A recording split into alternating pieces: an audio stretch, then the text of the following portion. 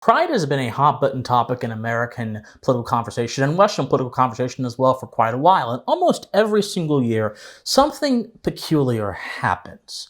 This weird period of debate and discussion happens where people whose values, some are based on their traditional way, some are based on their own identity and their desire to express themselves, engage in this kind of conversation where they talk past each other and the actual harms that are being done by certain things that are happening under the Pride banner are actually going unchecked. And that is why I'm making this video, because a lot of the critiques and the praises of Pride actually miss the significance of Pride and the true harms of Pride. And in this video, I will explore two angles to make the argument as to why I believe Pride is a fundamentally destructive force upon Western society. The first angle will involve evaluating how Pride shapes and usurps the system of values that have come to define the greatness of America and also the greatness of the West, post-Enlightenment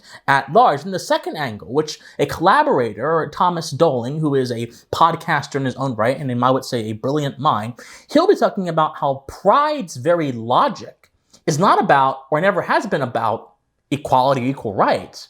It's instead about this limitless aspiration to achieve this kind of subjective understanding that allows you to make demands of people in society and the government without any guardrails whatsoever. Before we get into all that, hello everyone. I am Christian Watson. I am your host. If you enjoy political and social commentary with a philosophical bent, I must implore you, please subscribe to my channel. I want to get us to 10,000 subscribers very soon. I believe we have a message that is infectious, that is righteous and virtuous, and together I think we're going to be able to shape the minds of those in the West in a fundamentally positive direction. So please consider liking, consider subscribing, consider sharing this video with your friends, and consider also engaging with me in the comment section, whether you agree or not, whether you share my beliefs or not. The important thing is for us to have conversations. That is why I am doing this channel. So first, let us consider the current status of Pride Month. Over the past few years, as of the posting of this video, Pride Month has almost been held up as a religious sacrament for companies in the United States and around the world who oftentimes plaster Pride flags upon their social media pages or in the offices of their buildings to show that they are so supportive of this new sort of cultural way that has been happening for the past few decades. But this year, things feel different, because this year, as reporting has suggested, a lot of companies are realizing that average people and people in general in society are not necessarily buying Pride as much as they were before. The social currency of Pride has depreciated so much that a lot of companies are actually holding back on the messaging. I think this is a fundamentally positive thing, because companies and businesses and institutions should be focused on what their ethos, the defining principles within those institutions and companies, dictates. In the cases of businesses, what does your bottom line say? What does your fiduciary responsibility say? This sort of commitment to social causes, which I'm going to critique before I get to Pride, indicates a lack of understanding of duty and how it shapes moral relationships in society. See, if you believe that it is your job as an entertainer to preach to someone a particular political message, as opposed to star in the movie you were meant to star in, you have forgotten the ethos of your craft. If you believe it is your duty as a supermarket giant to market certain kinds of merchandise bearing the Pride flag to kids, you have lost your ethos, and you are no longer duty-bound. You are instead bound by ideas that may or may not be bad, but are most certainly unrelated to what you're supposed to be doing in the first place. Now, of course, obligation can evolve. Duty can evolve. But they should evolve within the terms they were meant to evolve in, not in the terms imposed by new, or not even new, but subversive cultural fads. And this begins the beginning of my argument. I believe that the Pride Month, Pride as both an ideology and the celebration of the month, is fundamentally subversive. Now, let me preface this argument with one thing that I think is really relevant here. I don't really talk about this fact very much, but it's important. I myself happen to be of the homosexual orientation. I myself happen to be someone who is, if you consider the idea of Pride Month, is close to this issue in some way, shape, or form. But the reason I say I don't mention it very much is because I believe it is fundamentally irrelevant to the soul of my being. The principle that I take to define who I am, it was written by that great American sage Walt Whitman, one of my favorite poets. And he said, I contain multitudes. Now, the great Bob Dylan had a song that reflects that ethos, reflects that poem. But what that multitudes means, and this is going to kind of get into my critique of pride, is that each and every one of us have so many facets to our being that to reduce us to one thing, or even a set of things that are within one continuum, like reducing us to identity, and then only considering us within the context of the different parts of identity without looking outside that window, is to ultimately reject the human being and to reject the complexity of the human being and to reject the window into which we look into the human being's soul to see value. Because value springs from our ability to reason, and reason is a part of the human being that is distinctive according to every other animal in nature, and that is therefore part of our soul. But when we say that we can reduce all of that to a single identity, rather than having that be the core part of our broader identities, we're essentially rejecting what it means to be a human. That's my first critique of pride. Pride is fundamentally anti-human because it imposes a sense of limited identity upon people who happen to have a certain orientation or who even happen to be quote-unquote allies and fits them into that dimension. Look at how the pride movement conducts itself. For example, if you look at like a pride parade, you'll oftentimes see people scantily clad, walking in front of children, doing things that are unimaginable, that should not be seen by children. I just say it. Hello. This is all for you now. What? You do the just give it to just me?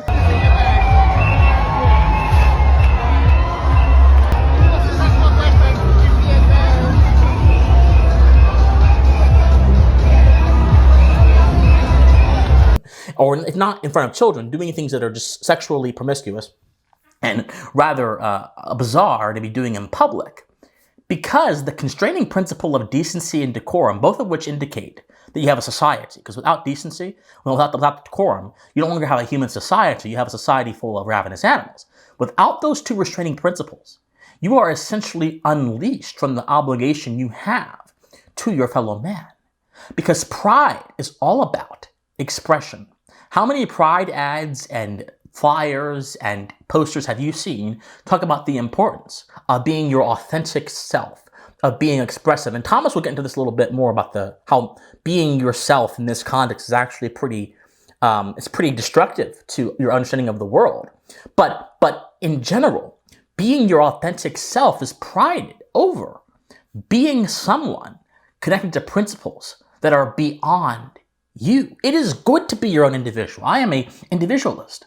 But the individual does not exist if he does not have a context beyond himself to define himself. Individualism is a social mentality, and pride rejects this by placing everything on the altar of expression, sacrificing it, and assuming expression is the ultimate goal for all of us in society to reach. Therefore, if you criticize someone who is being scantily clad in front of a child, who is reading things to children, dressed up as a woman when they are a man, when that behavior fundamentally confuses their conception of sex and gender and their proper place in society, when these things are being done, when you have people in polyamorous relationships, in thruples, or doing promiscuous things that are dangerous, when you have these things being done, they are all protected by that qualifying sense of expression. Therefore, you can't criticize it without criticizing expression. And if you criticize expression, you are somehow against that person's life.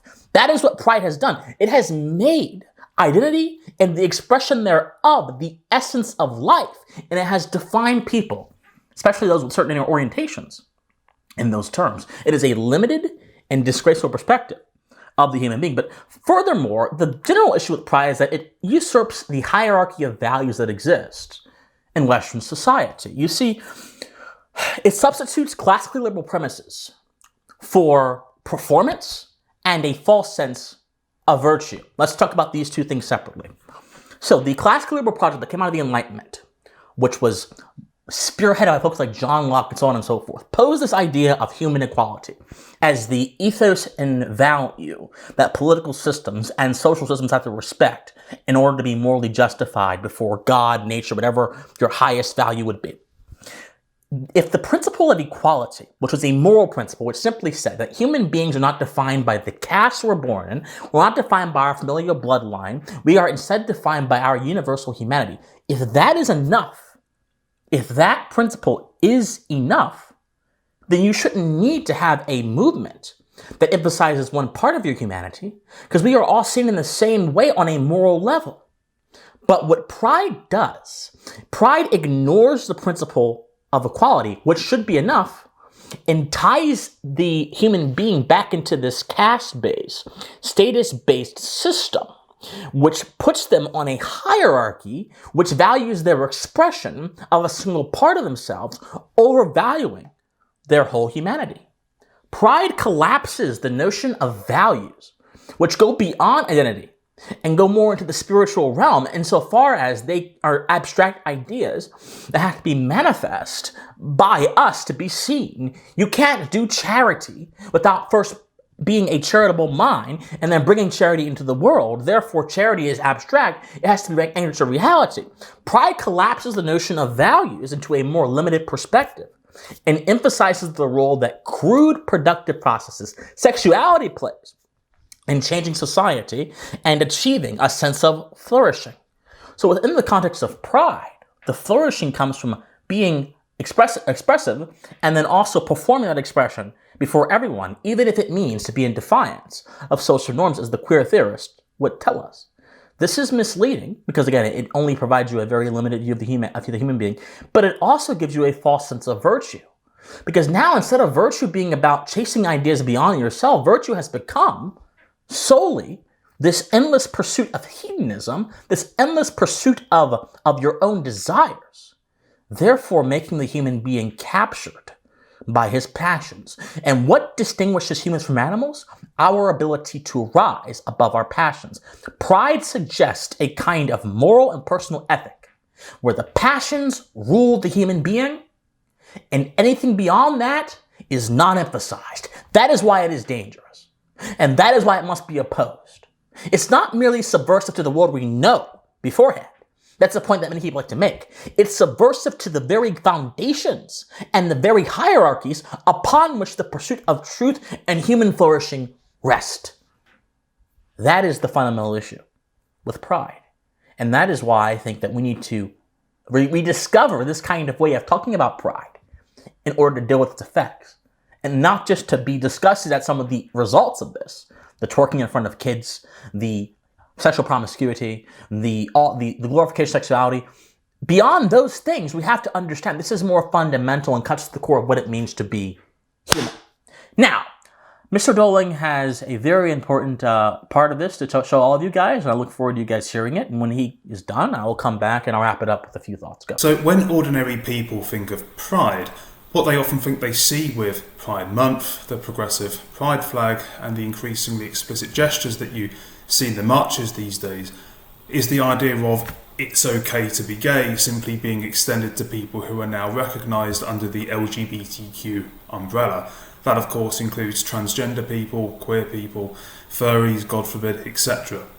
This is the impression that the LGBTQ lobby, including Owen Jones, Labour's Lloyd Russell Moyle, and the Fabian Society's Andrew Harrop wants to give. That it's just a logical extension of the same moral principle that led to the emergence of the gay emancipation movement in the first place. Whilst this is not completely untrue for reasons I'll explain in a minute, it is dishonest to claim that the movement is united under the same ideals that it was decades ago. Even though there have always been extremists in what you could call the gay lobby for almost a century, as can be witnessed particularly in Germany through Weimar culture, the original consensus of those who supported Pride after the Stonewall riots in 1969 were not aggressively ideological. Putting the ideological agenda of Stonewall aside for the moment, the basis of support for Pride and gay emancipation generally was on more or less milquetoast liberal grounds. people were more or less united around the view that a person's sexual orientation or what they did in their private dwellings should not be the business of anybody else, and by extension that, well, homosexual and bisexual people deserve to have the same rights that heterosexual people already had. That's been the dominant position for decades, and probably still is among the general public. In fact, the majority of people today, even self-posited conservatives, would likely get behind the idea that homosexuality, queerness, whatever, isn't an issue for as long as it isn't allowed to change the fundamental character or structure of society, as problematic as that liberal view may indeed be. In that regard, however, it is true that the goalposts have changed considerably. What brought this to my particular attention was a video produced by the content creator PhilosophyTube. The particular video is called "Why is Homophobia Irrational?", which interestingly was released before the presenter came out as transgender. In this video, Oliver Thorne makes a distinction between two different forms of homophobia.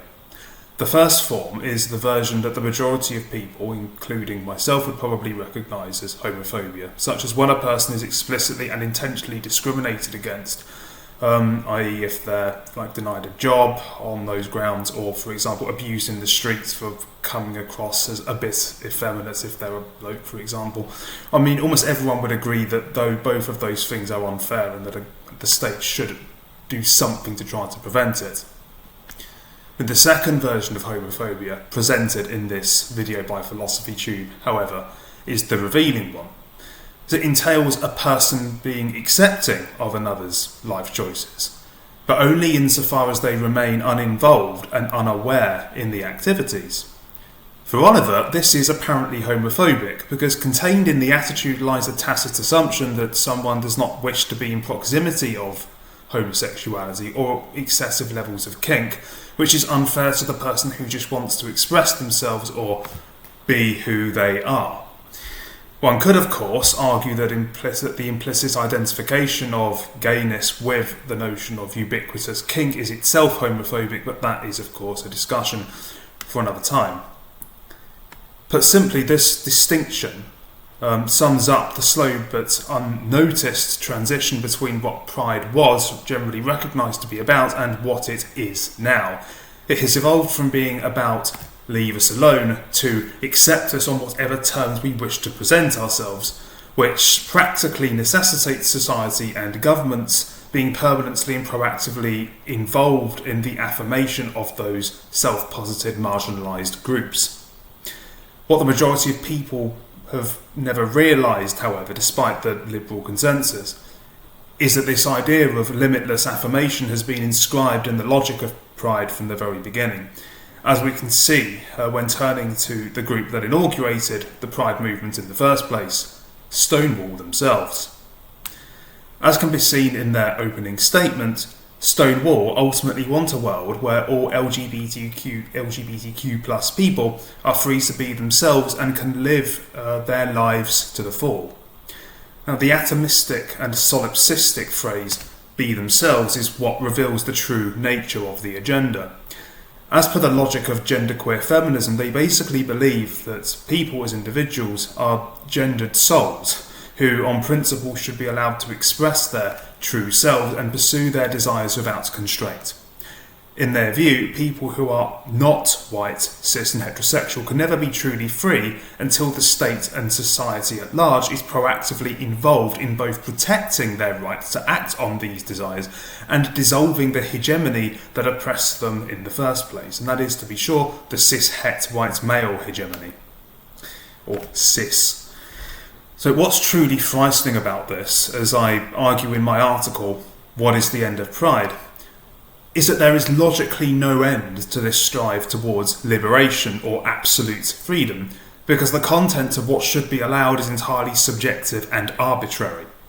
It's nothing than an anarchistic, negative and indeterminate formal rule that has the potential to permit literally any form of activity in the future, because within the theory there's There are no objective grounds on which a person's desires can be identified as wrong or immoral, unless, of course, it corresponds to the views of the parents' hegemony, which they've conspired to subvert.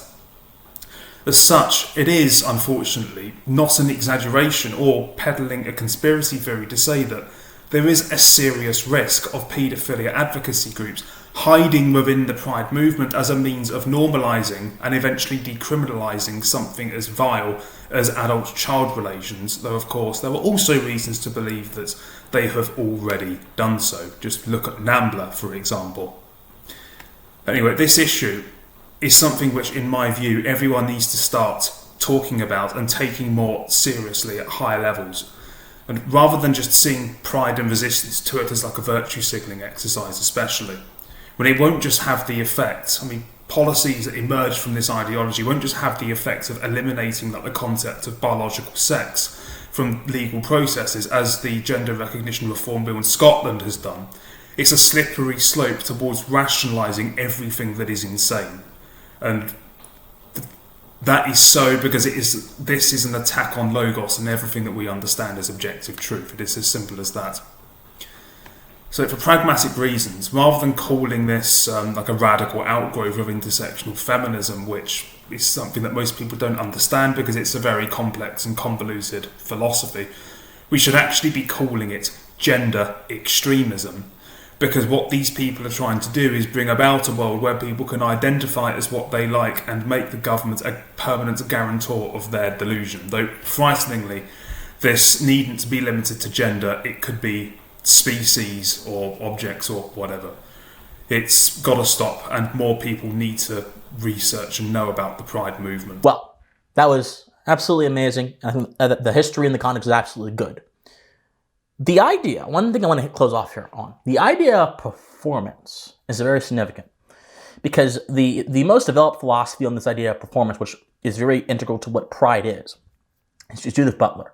And Judith Butler's idea of performance, as stated in her book Gender Troubles, is essentially this notion that all of us are inhabiting roles, she calls them scripts from previous generations that we step into by virtue of existing in a society. This is this kind of totalizing view where your entire existence is reduced to what came before you and what role you step into, leaving very little room for the creative will of human beings, which defines us and also defines Western society. And so, when you perform something, in this case, when you perform sexuality, you're actually simply playing a role that was meant for you, or that was played by other people before you. And that's where meaning, that's where understanding in this context comes from. This is the dangerous idea, because when you moralize performance, you simultaneously moralize pretending. And when you moralize pretending, the emphasis does not become how close are your actions towards truth or some approximation of truth. The emphasis becomes how close are your actions to the idea that you're meant to inhabit, with no question as to if that idea is built on the strong foundation of truth or not. That is the danger of pride.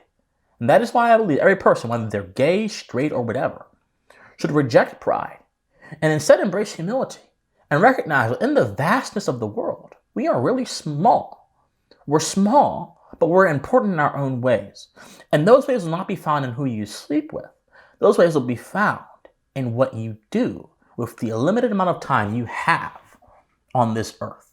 I encourage all of you to, instead of embracing pride or this Pride Month, embrace philosophy, embrace spirituality, embrace reason, embrace things that will take you beyond the limited contours of your existence and towards a vast universe unknown to you. That might very well enlighten your ability to understand reality, grapple with reality, and contend with reality in a way that helps you and all those around you. So I submit humbly to you, my friends, that pride should be rejected, reason should be embraced, and hedonism should be cast towards the dustbin of history so that it will never be uttered in a virtuous parlance ever again. My friends, if you like this video, like, share, comment, subscribe, do whatever you can to keep this channel going. If you enjoy takes like this that are not your basic influencer takes, oh, pride is horrible, pride is degenerate, but is instead a deep dive into the essence of what is, then you must subscribe, you must engage, and you must help us, help Thomas, help me, his links will be in the comment section down below, achieve something that is greater than what is happening right now, because that way we all grow and we all prosper. I'm so excited, my friends. Subscribe, like, share, study history, study philosophy, remain morally convicted, and please stay pensive. Bye, guys.